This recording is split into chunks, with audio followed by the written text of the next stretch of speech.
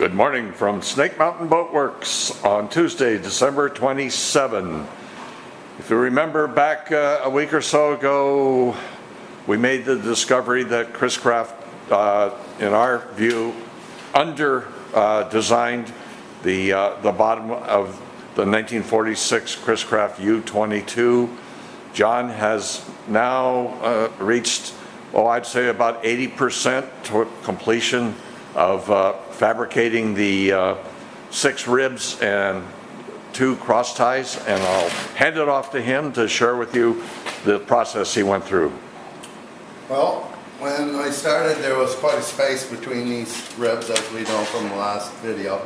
I chose to put in a thicker one in the center because I couldn't put a cross tie in that spot. I'm not really sure when we get the engine and transmission in there, clearance wise, if I'll have to do anything to this cross tie. So I put the extra thick one in right underneath where the transmission goes. We put an extra one underneath where the oil pan is, and back here behind the shaft log we also put in a nice cross member. So we reinforced quite a bit, and the way I went about doing that is I have to contour the bottom of the boat from one frame to the next frame that was original without having a hump or a sag in the middle of it. So I chose some of the center frames that were set up before on the old Ford, which still have some of the bow to them, and then I created some patterns out of cardboard. So after notching the frame, I created the pattern and then finished the notch in the frame. And of course, without the keel being lifted, not even my patterns go in there without flexing and bending them. So that was the pattern, and I had a pattern for each one of them, as you can see. And then I used the same pattern on both sides, so the sides are the same. That was an interesting discovery, that the ribs are identical, port and starboard. So remember, early on in this process, we discovered that this hull had twisted. The fact that these frames are identical side to side tells us that we've got the keel dead center in the hull, and we've got the hull straight. And then I created some brace patterns for in between to connect the 2 sides. And then, actually this is the front one. There is not one in the center, but that's the front one, and this is the side one. That's the back one, right here. So that's how I did that, and then I changed it to, I put the patterns on a piece of oak and cut them out with a jigsaw and sanded them into the lines. The real fun part to this whole thing is the frame's all got to be made and anchored in place before the keel can actually go in, and the keel has to be nice and straight and in plane. So as we got the keel in, we got it really nice. We got, there's a little bit of a curve to the bottom of the Chris-Craft that I've noticed, but there used to be a real bad sag right underneath the engine. That looks pretty straight now, John. And in doing so, we had to make sure the rudder is working nice. So I will take it apart real quick, because I have to take it apart to seal it. That's right. We have to now disassemble everything, seal it with CPES, put some bilge paint on it.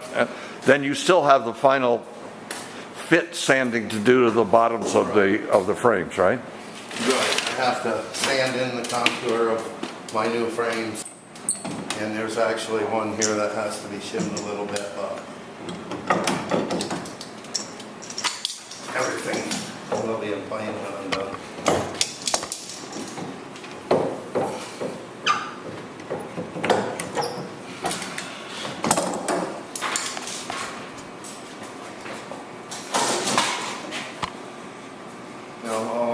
Instead of removing the keel completely, I'm going to block it up and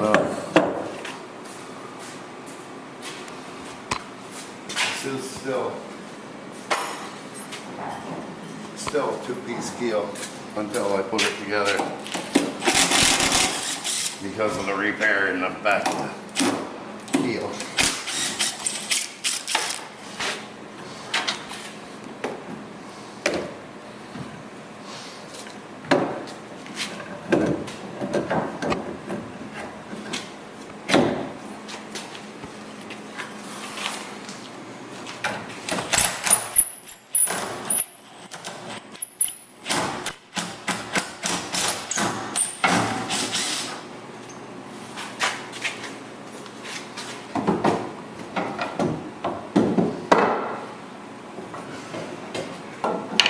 Puzzle at this point in time,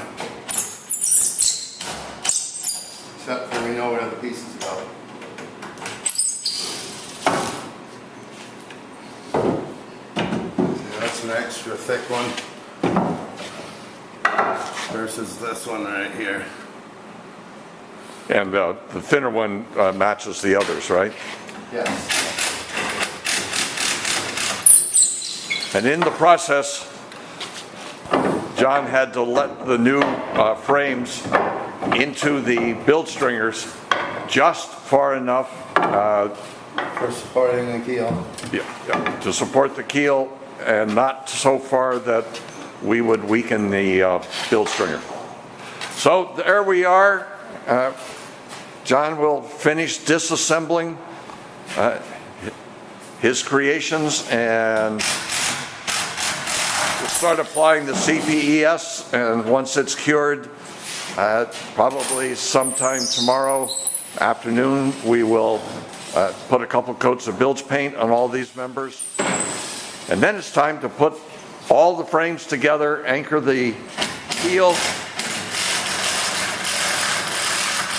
and finally, one last task before we start applying the true 5200 bottom. The new chines still must be sanded in at the right angle all the way from the stern to the end of the new chine sections, so that the plywood comes off and meets the chine frame perfectly. So we'll keep at it. That's where we are on December 27. Thank you so much, and goodbye from Snake Mountain Boat Works.